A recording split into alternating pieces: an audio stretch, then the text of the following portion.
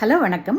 இப்போது நிறைய குழந்தைங்களுக்கு ஃப்ளூ வருது, இல்லைன்னாக்கா டெங்கு வருது, ரைட்டா?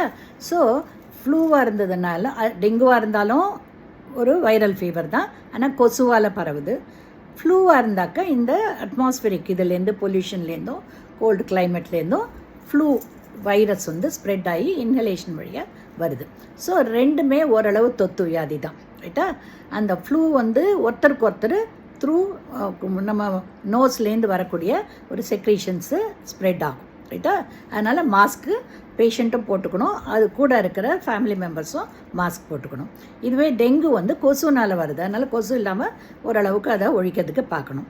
ஸோ இது எது வந்தாலும் காமனாக இருக்கக்கூடியது ஃபீவர், ரைட்டா? ஃப்ளூவில் கோல்டு காஃப் இல்லாமல் இருக்கும், டெங்குவில் வெறும் ஃபீவர் மட்டும்தான் இருக்கும். பட் ரெண்டுத்தில் எது வந்தாலும் குழந்தைங்களுக்கு வந்ததுனாக்கா கொஞ்சம் சீரியஸ் ஆகிடும்.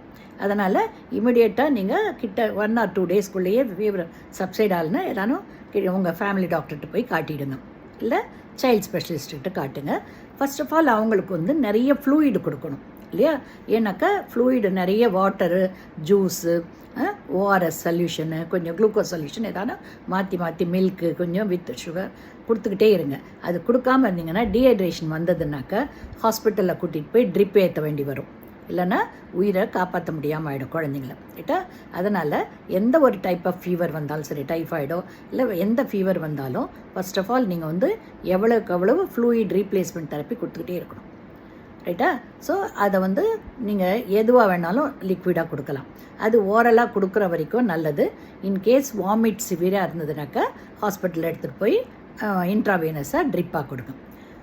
அந்த வாமிட்டெல்லாம் வர்றதுக்கு முன்னாலேயே இருந்ததுனாக்கா வீட்டில் நீங்கள் ஓரலாக நிறைய ஃப்ளூயிட் கொடுங்க, along with the medications given by the doctor. ஓகேங்களா?